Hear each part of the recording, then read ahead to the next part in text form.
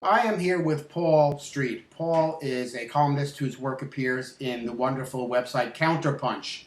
And if anybody who's looking for some sort of non-biased writing information, that when I say non-biased also isn't encumbered by the establishment left, sort of like The Nation and those websites that you go to, which are funnels for the Democratic Party, you should really be looking at CounterPunch. It's been up for quite a long time, and the array of writers there are wonderful. And I love your writing, by the way. So I appreciate you being here. And the thing that interested me when I started kind of looking into your background was that you're interested in Marxist studies, because I've come to the conclusion that trying to kind of find my way through, thread the needle of what's wrong with this, what's the thing that's wrong with this system that we have, it's the economic system. It always comes back to the economic system. And, a case in point, I had a conversation with a friend of mine on the phone this morning and just kind of talking about his frustration and this and that. And I came back to the thing which I always say is like, you know what, if you didn't have to be in this competitive dog-eat-dog sort of go out, yeah, he has his own business, but if you didn't do that, what would you be doing? You know what I mean? Like, is it nourishing you? Yeah. Is it nourishing you? And coincidentally, there's a piece in today's time, it just came up in today's Times op-ed called Why Therapists Should Talk Politics. And exactly getting into this whole thing about, why it was foreboding, if I guess, Barbara Ehrenreich got into this with her bright-sided work. It's like, oh, it's just look at the bright side kind of thing. And or in the work of who just did work with addiction a year ago, talking about how it was your sort of societal externalities which really impact more than a personal flaw, which causes people to be miserable. Yeah, I think there's a lot of truth in that. I wanted to say that CounterPunch, absolutely, it's been my main outlet lately, but also Black Agenda Report. Yeah. Wonderful left black, and I write there a bunch, black radical, very different from I think what you rightly call the Democratic establishment. And also I've written for years for ZNet and Z Magazine. So just for the record, I think you're absolutely right. In fact, a couple of years ago I didn't get around to it. It's still one of my projects. I was playing around with a book title called "It's the Capitalism, Stupid." Yeah. And I literally was going to go through a list of maladies, social maladies, including addiction and psychological disturbance, which is just rife and endemic in the United States, and try and trace carefully and logically and rationally each one of these things back ultimately to, what I would not just call an economic system, but a class regime, a social dictatorship of capital, right? I mean, sometimes I think we have to be careful about just calling it an economic system. It's a class system, but to show sort of logically how pretty much just about everything that plagues us in contemporary society. Look at the climate crisis. Can be traced back to the imperatives of capital and capital accumulation. Absolutely. Racism is fundamentally rooted. There's this wonderful book that came out a couple of years ago called "The Half Never Told" by a brilliant historian named Edward Baptist, and it's a chilling and brilliant discussion of how black chattel slavery was in fact not at all anomalous for the development of American capitalism, but essentially at the heart and the core and the soul. It is the basis for the United States emergence as a powerful global capitalist state. And of course, chattel slavery is in many ways the taproot, still unaddressed as far as I'm concerned at this time, of these shocking racial disparities and oppression in this country. So you obviously have been thinking about these issues as well as for quite a long time, such that when you went to school, you wanted to study Marxism. So when people hear Marxism, okay, first of all, they think Leninist communism. That the first thing that they go to is they go to Stalin, or something, something. So Can you help people to understand much more simply what it is, and then what drew you to there, to study that, initially? Well, people should read Marx before they project the 20th century back onto him, and you won't find any calls for the Soviet government or any other central government to come in and take over and be in charge of society and economy. In fact, you'll see an almost sort of libertarian vision of what a socialist future would look like. Marx really actually didn't talk a whole heck of a lot in his writings or in his speaking about precisely what he thought post-capitalist society would look like. I mean, maybe that was a flaw.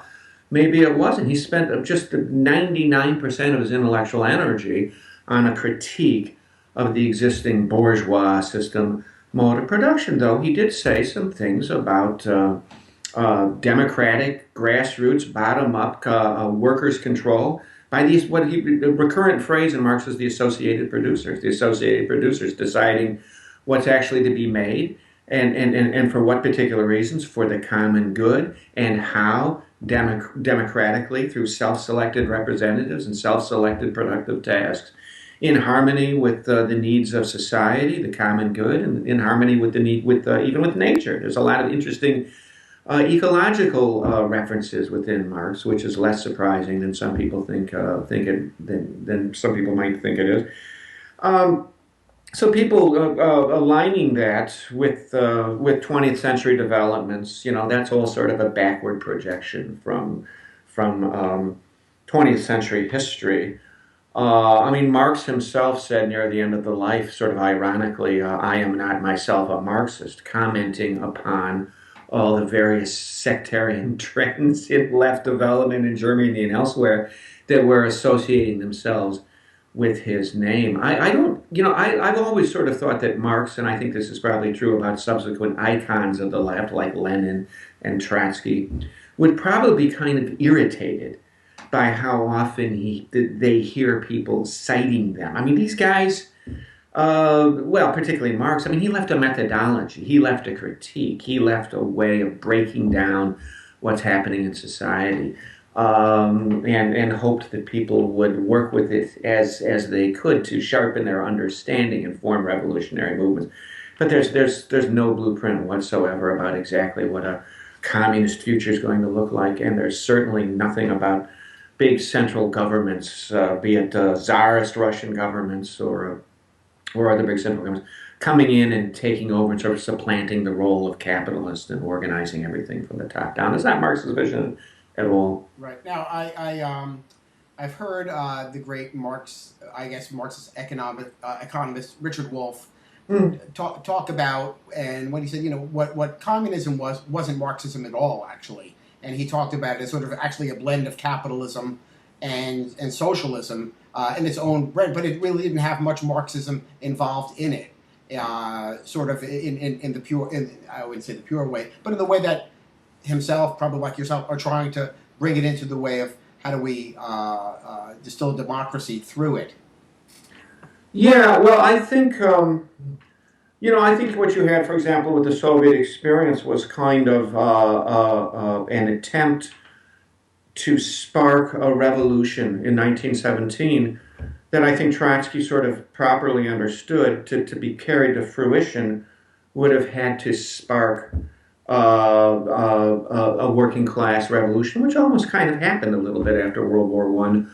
And then carry along the rest of the world with it. And then in the absence of that, I think Russia was faced with the task of having to modernize and industrialize and catch up with a very hostile encircling West. And you ended up having a central government sort of mimicking the role of the capitalist and sort of replicating the class hierarchy of capitalism in a different way, though I would say replicating that class hierarchy without capitalists and without capitalism, but nonetheless with a class system. And I think leftists have to deal with the fact that you can have classes without capitalism. Because class is not simply rooted in bourgeois property relations or feudal property relations. It's also rooted in hierarchical authoritarian divisions of labor and subdivisions of tasks. We need to think seriously about how work is organized, and you may recognize that as a big theme in Richard Wolff's work too, right? Democracy at work. We don't have a democratic society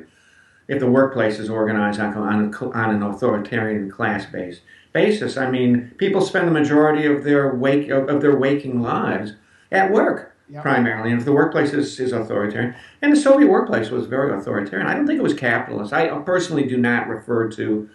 I know some leftists do to the Soviet Union and to China. Also, well, maybe it applies to China, but the Soviet Union as state capitalist because there were no capitalists. There were no capitalisms, and yet there was class. Imagine that. Well, guess what?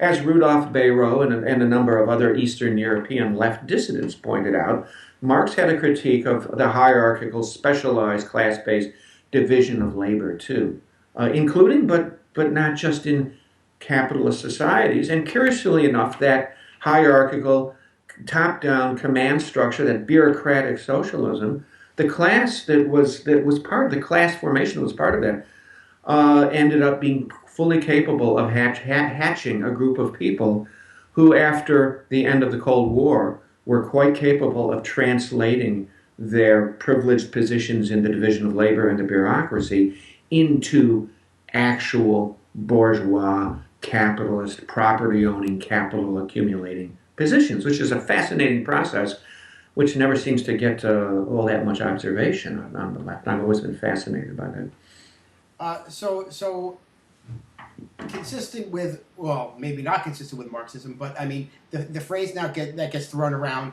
we bring it forward now into the Sanders campaign, is that Bernie Sanders is a socialist, or as he says now, he's a democratic socialist, or, you know, my own thing is you can't sleep in two beds at the same time. You're going to be one or the other. But somehow his handlers have found a great way to bridge these two things for convenience.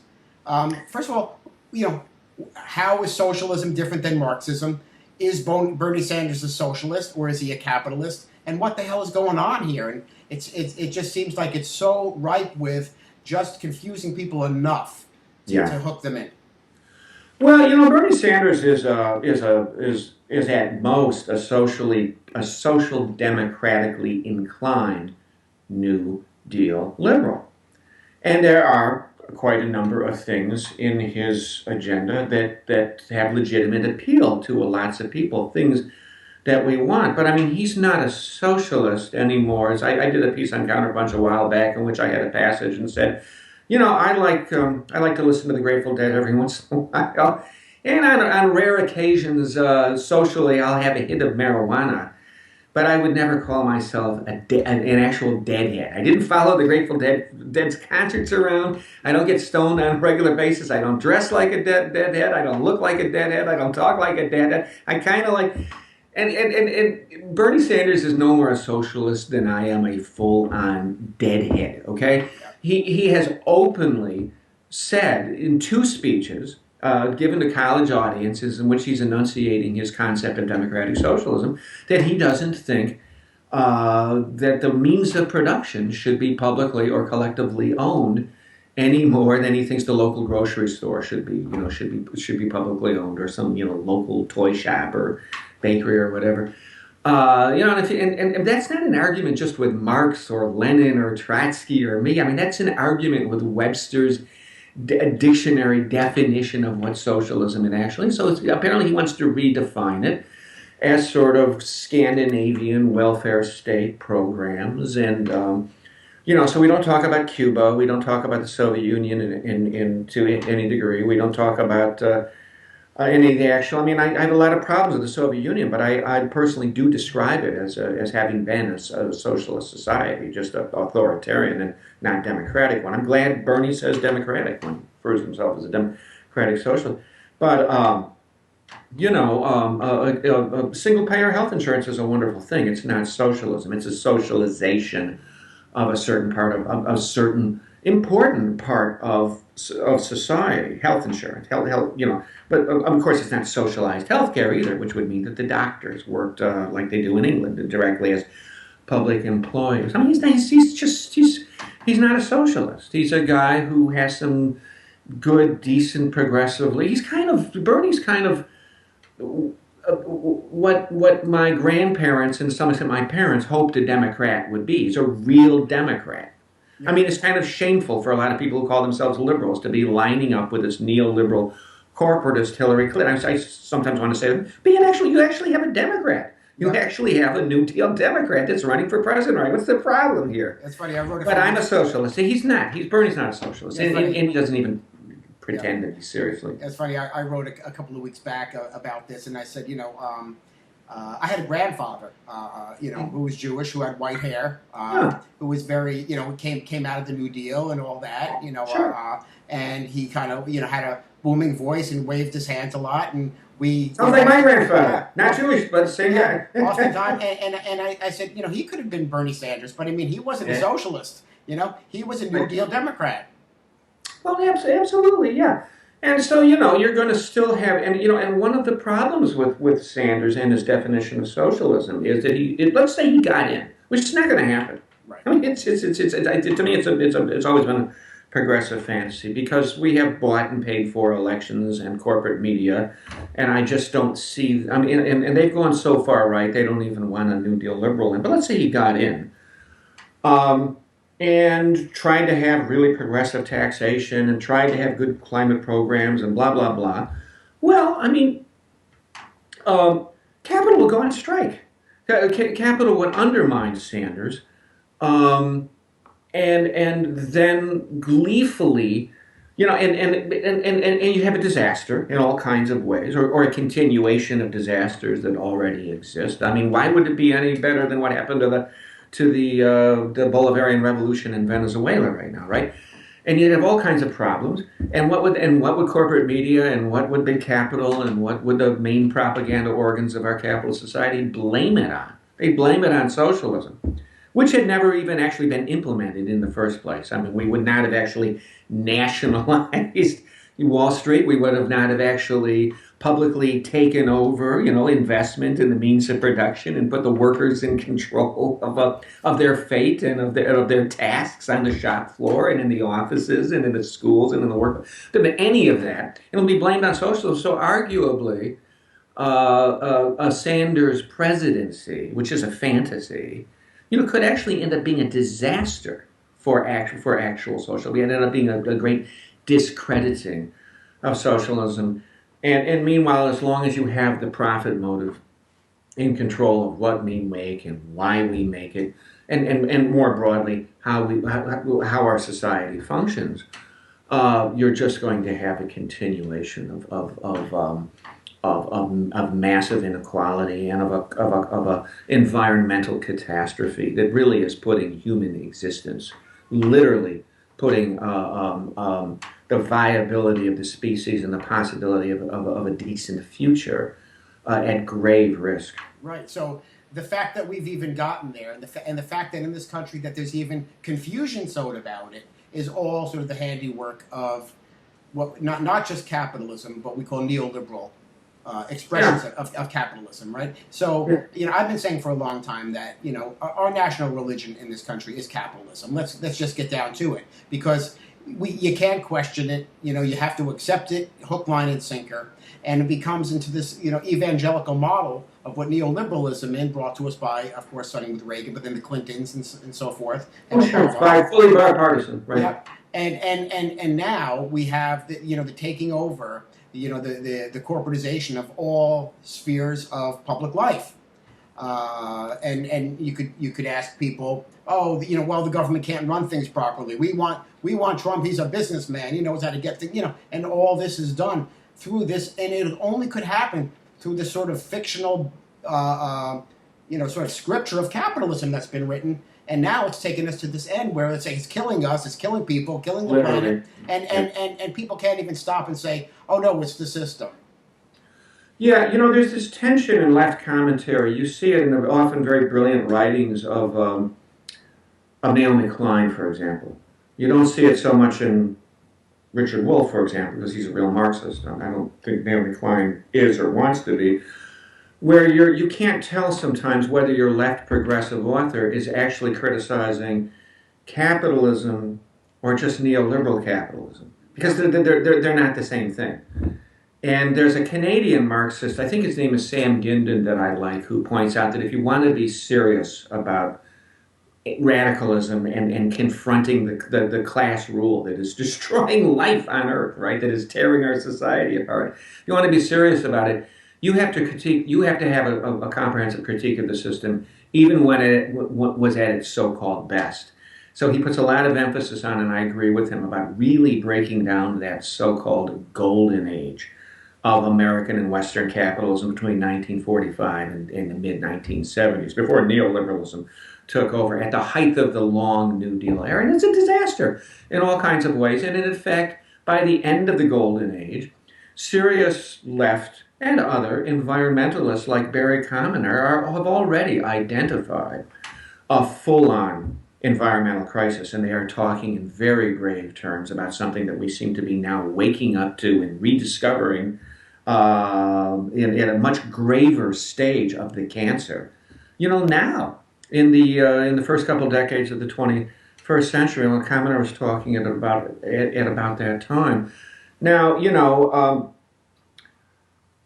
I think if we want to be honest about what the neoliberal age is, if we take a longer, longue durée historical perspective, really what it is capitalism returning to its systemic norm of savage inequality, rapaciousness, and abject plutocracy. And you mentioned I studied Marxism, but I was also a historian. That was my field of study. I think I ended up in history because that's sort of when I was coming out of juvenile delinquency and becoming an intellectual at Northern Illinois University. That's where all the Marxists were. They were in the history department. It was just an absolutely phenomenal history department at that time. But also a lot of love of and concern for history per se and seeing things in a longer term sense.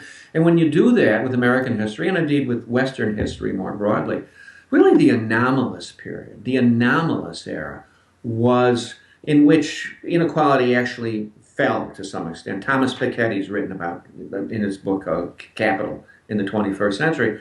That was the strange era, and that was a strange era produced by really 2 centuries of inter-capitalist warfare. World War II, did I say 2 centuries? 2 great global capitalist confrontations, World War I and World War II and the Great Depression, produced this very anomalous period of shrinking class disparities, increasing egalitarianism, not racially though, but socioeconomically.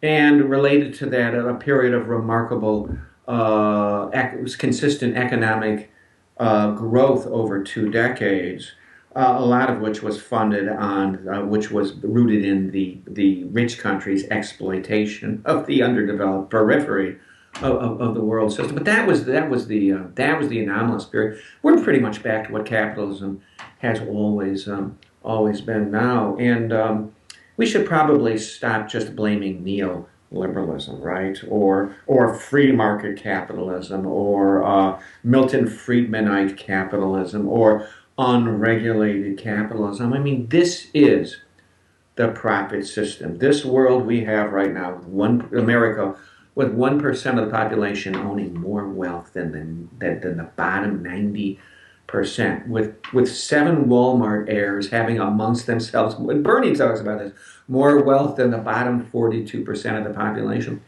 That's not some weird anomalous fluke of a few mistaken neoliberal policies.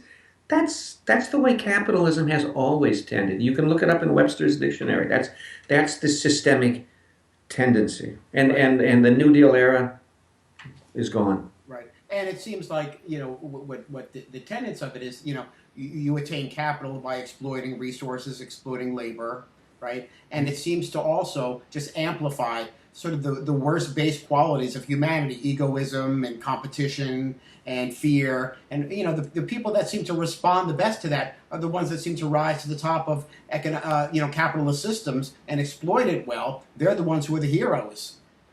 Well, what's the great capitalist question? What's in it for me? That's the question that capitalism always wants everyone focused on.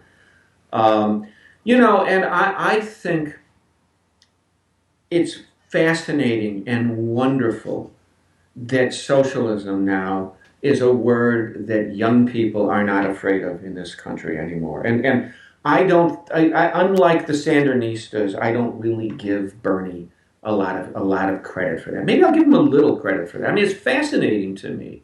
See, I'm not even the slightest bit surprised by the success Sanders is having. I predicted it from the beginning. I think a ham sandwich that was getting up there and talking about how savagely unequal we are right now and how out of control the environment, the natural environment is.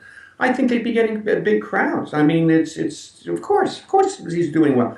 What does surprise me a little bit is his almost stubborn insistence on continuing with the self-description of it. He doesn't do it. I mean, he doesn't make a huge point of it, but he doesn't back down from it as a socialist, even when he's not a socialist. I mean, so and so why does he do that? Well, I think his pollsters have probably told him correctly that socialism is not really a dirty word, particularly among 18 to 29-year-olds in this country. And, that's a really neat thing. And I think that where that comes from is their generational experience of capitalism. It's a disaster. The ones of them that are lucky enough to go to college are graduating into a dead labor market that doesn't have decent benefits anymore. That the jobs are being offshored. People with college degrees are hoping to get by as bartenders and taxi drivers, and they've got hundreds of thousands worth of college tuition debt. Well, of course, and the Cold War is a distant memory right now. It's harder and harder over time to you would ask me about that at the outset of this interview, to just take socialism and immediately identify it with Stalin's dungeons, or Mao's dungeons. I mean, huh? I mean, that's ancient. That's ancient history now. I don't think Bernie really deserves all that much credit for increasing the popularity of the word socialism. The polls were already showing that word was increasingly popular. In fact, that more American young adults had a favorable response to the word socialism than they did to capitalism. Back in late 2011, when Occupy happened, and I remember Occupy. I went to a bunch of Occupy settings, and there are young adults there that were ready to be radical. I mean, I think, unfortunately, kind of what some Sanders is doing is taking that wonderful development and kind of trying to sheepdog it, to use Bruce Dixon's phrase, or even Judas goat it, back into this corrupt, corporate-dominated party system, and to channel all that energy into these dysfunctional, populist, marginalizing, candidate-centered, personality-focused, quadrennial electoral extravaganzas that are sold to us, which, by the way, go on forever, right? Oh, yeah. They one every 4 years, but they really, I live in Iowa right now, so I see it. It starts like 2 years out from the election. They just go on forever and tell people that these conflicts between these personalities, Bernie, Hillary, Donald, Ben Carson, whatever, that's politics. That's politics, and that's the only politics that matters. And so we forget Howard Zinn's great point, which is that it's not just about who's sitting in the White House, but who's sitting in the streets, that it's about social movements and action beneath and beyond these staggered, personality-focused, big money, big media dramas and spectacles that at the end of the day are bought and paid for by the capitalists. Imagine that. What a radical thing to say. Well, it's interesting that you say that, because I've had this, this, and I'm sure I'm not the only one thinking that it's just celebrity. It's the disease, the virus of celebrity, and the only thing that really rules, besides capitalism, is celebrity in the society. So these presidential candidates are taken to the realm of celebrity. So rather than saying somebody wants to run for president, let's examine their record, let's examine their background. This is a pretty important job, for God's sakes. Let's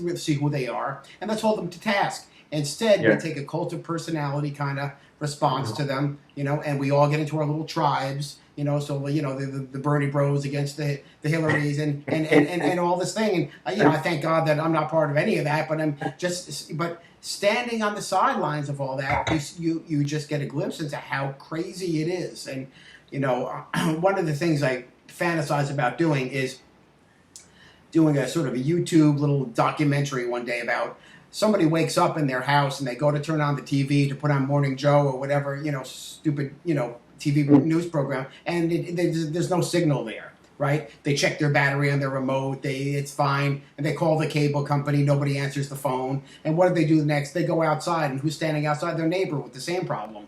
And what happens then? They start all of a sudden talking to each other, right? And I wanted to say that I've been very fortunate in the last few years to take 2 trips to Latin America. One in 2010 to Ecuador because my son was teaching English down there, and my wife and I spent 2 weeks there. And then last April, I got invited to speak in Cuba actually it was about media. It was to be a speaker about American corporate media and what you might expect when American corporate media invades your island. And it just leapt out at me how your observation is absolutely correct. When there isn't this atomizing these glowing screens of flat screen televisions in this media culture, as much less material wealth as was evident to me, particularly in Ecuador. Actually, people are doing surprisingly well in Cuba, more than you would ever know.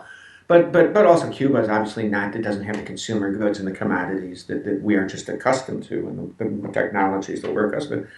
For all the relative material so-called deprivation, and really is deprivation in Ecuador, is so much richer in terms of community, in terms of family, and in terms of daily social interaction and just sociability. You can just feel people drawing health off of one another. You actually have, particularly in Cuba, without the poverty that is so evident in places like Ecuador and Bolivia, you really have a very healthy, happy, functioning society.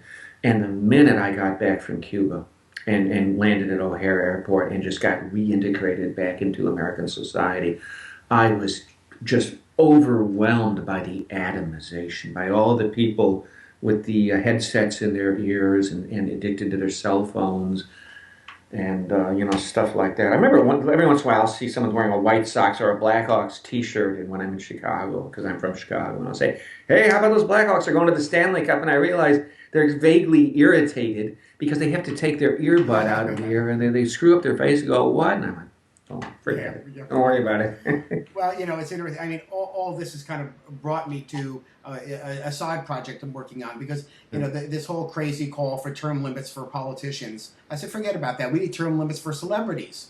And, so give me, just 3 years in the line. That's for celebrities. Yeah. So, you know what? Give me 3 years in the limelight, then come on my lawn. That would be the right construct. But this crazy setup, it actually also works to kill our societal system here. It makes us miserable when we have to look at people who are living these fake lives. And then in contrast to our own lives where we struggle, Well, I saw a study once of believe it or not, of the size of homes that are depicted on regular television shows. And you'd think from watching American television that just about everybody is upper middle class. I mean, even the Roseanne Barr, even Roseanne, which actually sort of at some levels was an attempt to have a kind of empathetic portrayal of working class life.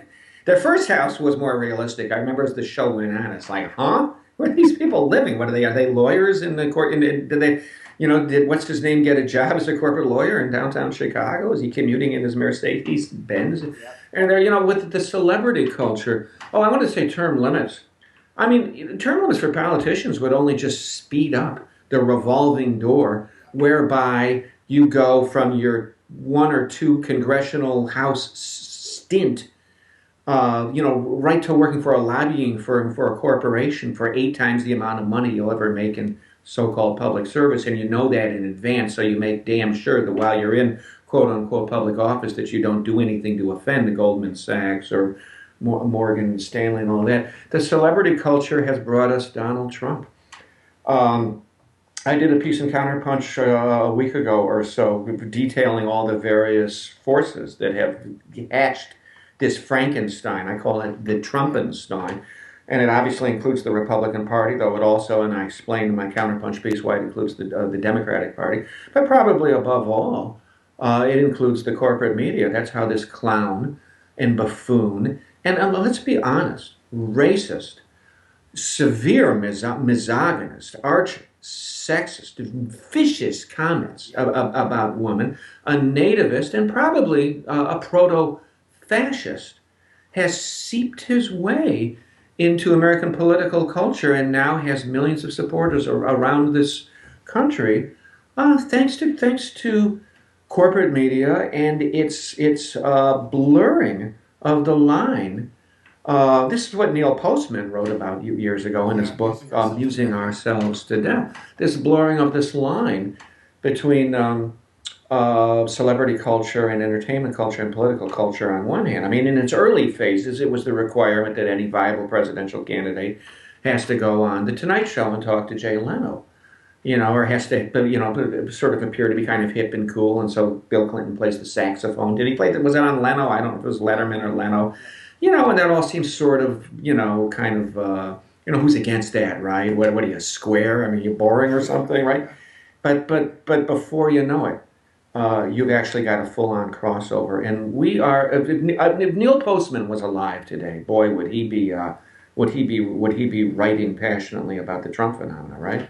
Well, I wrote something a couple of weeks ago or a month ago about Trump, saying that he's basically a shock jock running for office, and he was trained by Howard Stern, and we have Howard Stern in a large degree to thank for Donald Trump, because he's basically doing what Howard Stern does as a comedian. I mean, I don't find him particularly tasteful, but somehow he gets away with it as a comedian. But taking it into this other, like, you look at these other morning, what do they call them, morning jock, or whatever they are. In Chicago, we got Mancow. Yeah, I mean. He's a fascist. He's a fascist. They're idiots. They sound like idiots. Yeah. They don't sound like Howard Stern. They sound like idiots, Right. And so what Donald Trump is, he's being Howard Stern out there as a presidential candidate, which is not funny. No, it's not funny. And, I'd rather have Bernie Sanders as a celebrity than Donald Trump. I'll say that much. I'd like to have Jill Stein as a celebrity in this culture, which corporate media seem to probably never allow someone outside the two-party duopoly. But, I mean, Donald Trump now has as Bernie pointed out correctly recently in a town hall in Columbus, Ohio, Donald Trump is now calling for he says he's going to pay the legal expenses of a white guy who sucker punched a black protester at a rally. And then subsequently the white guy has said that next time I might have to kill a protester because who knows, they might be a terrorist. And this is all okay? Yeah. This is like Joan Rivers saying nasty things about Mexicans? Yeah. No. I mean, you kind of understood when you're going to Joan Rivers' comedy show, there's going to be a bunch of just absurd and ridiculous and probably some racist nonsense from her. And well, that's Joan Rivers. Yeah. No, this guy is a viable presidential candidate, and the Neil Postman process of entertainment and politics merging over in the media is part of that. Yeah. A little bit of a twist, and I just want to, just so we could spotlight how capitalism really is so, in a demonstrative way, affects our lives so negatively. And one of them is the USDA's dietary recommendations, which come out every 5 years, right? Okay, so, and they just released them earlier this year, and they were basically the same as they were the last 5 years. And of course, they're all massaged by all the big lobbies in the food industry, the factory farming, the processed foods, and all these things, right? They had their own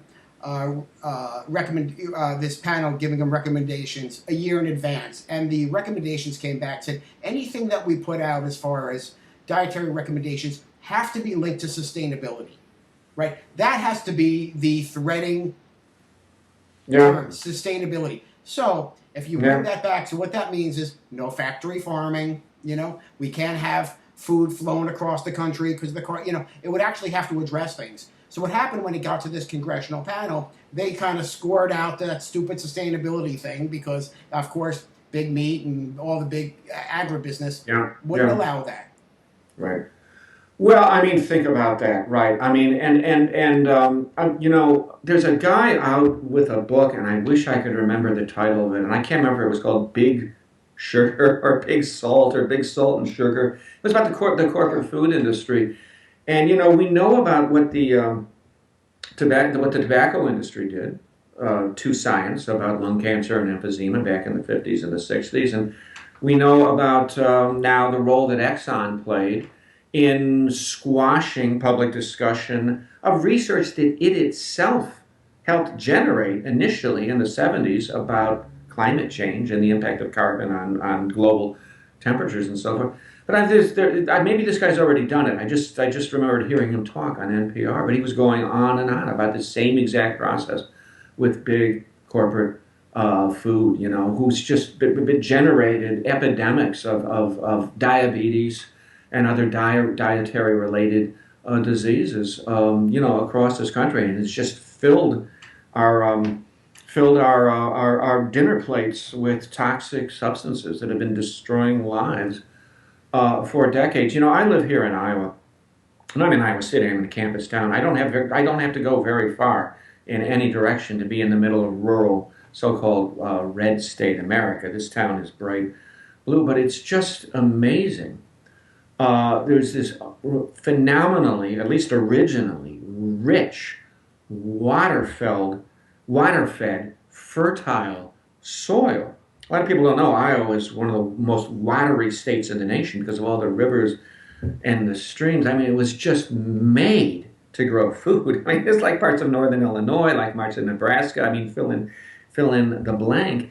And I saw a study a few years back of a typical Iowa dinner table in 1906, typical middle-class Iowa dinner table, and 90% of what people ate, be it meat or be it vegetable, was grown in Iowa, in all likelihood, right in the same county, in the same region, and including deep root vegetables and tomatoes and broccoli and all that. Now they updated their study, and by the early 21st century, more than 90% of an Iowa dinner table comes from another state, and of course, a lot of vegetables come from California. I mean, but even pork, which Iowa's a leading hog producer, but a lot of it gets circulated down to North Carolina and then processed somewhere, and beef. It's just preposterous. And out there in these rural areas, they go fence post to fence post with corn and soybeans, largely to feed animals, though of course we also have the ethanol, the sort of fake green environmental fuel, right?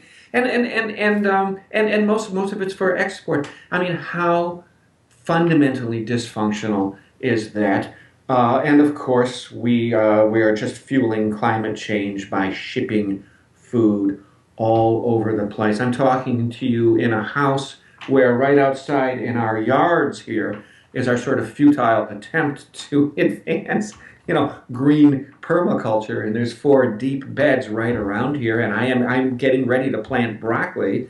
And if all goes well, we will sustain our at least our broccoli diet right here on this little property through probably through August, September, which is kind of neat. Yeah. And people, so imagine that being done on a grander scale in community gardens. Absolutely. Again, my friend Joan Gussow, who I often refer back to, she's sort of the matriarch of the local foods movement, and she just says, grow your own food. Just keep it real simple. And she's in her late 80s, growing food and eating food from her own backyard. So she's quite amazing in that regard, But this thing extends also into the industrialized organic business, right? So such that we were in the Whole Foods down here in Boca Raton, Florida yesterday, and we looked at oranges, and it said conventional from A&A Organic Farms. Right. So I asked the guy working there, I said, are they conventional or are they organic? He said, no, the name of the company is just organic. They're conventional. And he says it to me like idiot, like, don't you know that's how the game works? Yeah. Where I'm sitting right now, half a mile away, is a venerable, wonderful 1970s age natural foods co-op that was set up by hippies. It's not run by hippies anymore, but it's still got a direct connection with local producers. And I'm having a senior moment right here because I'm blanking on the name, and it's I sit here, it's about a mile and a half over that way. Totally relate. What is the name of this place? It was first formed in Boulder, Colorado, and sort of tapped that kind of hippie natural foods market there, and now has gone nationwide. Doggone it, I wish I could remember its name right now. It'll come back to me after this interview is over. And its whole shtick is targeting campus town neighborhoods that have real co-ops and then trying to sell itself as organic. And when you actually go into the store, and it's gigantic, it's a huge store. It's as much competing with the Hy-Vee, the main chain here, as it is with the Natural Foods Co-op. And it's exactly what you describe. It's this just using organic and using natural as sort of branding names, Yeah, right? it's greenwashing, yeah. Yeah. It's greenwashing. So before we close out, or to close out, if we were to look at the benefits of having a Marxist system within our own lives, some examples that I think about are public banking, worker-owned, businesses. But can you talk a little bit more and flesh that out so people could see if we could consider something different, how that could look and how that could actually enrich and make their lives better? Well, I would say I visited Cuba last year, and while I had some issues with what I saw, I did see a very controlled political life, and other problems with civil liberties. I didn't run across a single independent bookstore in all of Havana, and I walked around a couple days and that kind of stuff. I also noticed that they had very low carbon footprint and had they had a lot of organic food markets all over the place, and people seem to be doing pretty well. And I turned out and did some research on that later and found out that Cuba is about the only country that combines a sustainable, by the people who actually study this, that actually have a sustainable way of life in terms of carbon emissions and in terms of energy usage with a relatively high standard of living, and of course a very advanced health industrial complex, which is publicly owned. And I think part of how they're able to do that is in fact that when you preempt, get rid of, cancel private ownership of finance and private ownership of the means of production, you can at least create some space for some different and alternative and public purposes to be thrown into the calculations of why you make what you make and where you make it. Basically, Cuba had no choice but to move towards a kind of eco-socialism after they lost their sponsorship by the Soviet Union. The Soviet Union wasn't there to buy their mass sugar crop anymore and supply them with just, the hundreds and thousands of gallons of oil from the Baku oil fields.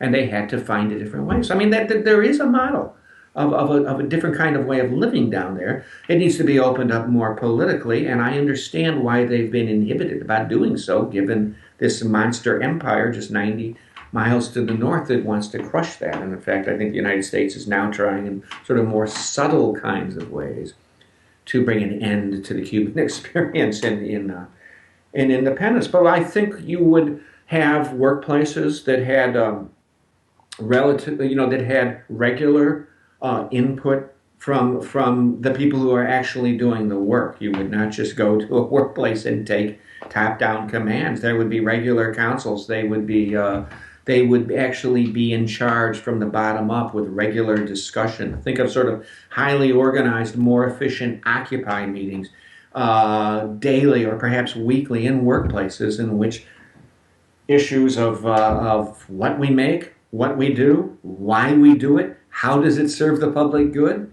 remuneration, is it equal, why are some people having marginally more? I don't think you're going to get rid of completely all inequality, but just what are the legitimate scales of difference in remuneration?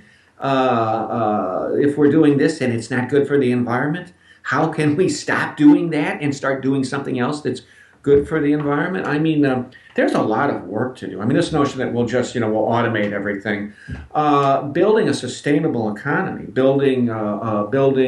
refashioning, let's say, our agriculture, refashioning production around sustainable purposes and for the common good, I think actually it's probably going to be a lot of work for a long time, and so we would want to not only do that work and make sure people are remunerated for it, but we wanted to organize those tasks.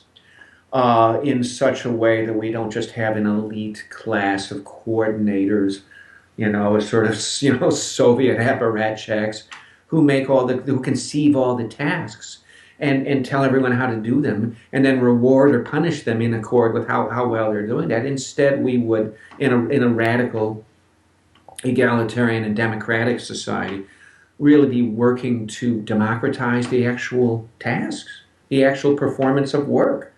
I mean, I'm not saying I want Homer Simpson, to be in charge of the nuclear power plant, but I mean, for one thing, we'd be wanting to phase out nuclear power altogether. Look at Fukushima; I mean, it's insane. But I mean, that's another issue.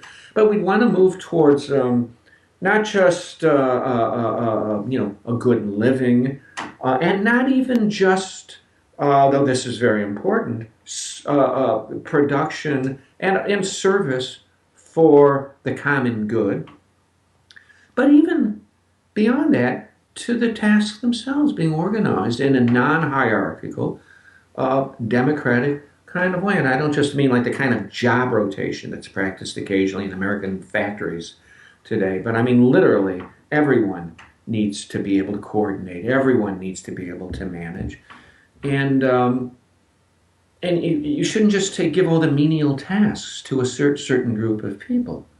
On whatever justification you want to give it. And in fact, there almost ought to be an inversion. The most difficult and the most unpleasant and the most difficult tasks ought to be more highly remunerated, which is very different than what exists. And I know this from my workplace experiences, where actually the most unpleasant, ugliest things you'd least want to do are typically the least well remunerated. That would be, among other things, a world turned upside down in the workplace. I mean, you're mentioning Richard Wolff. That's one place that I have a lot of simpatico energy with Richard Wolff, is in the importance of work and the workplace in terms of whether we call ourselves democratic or not.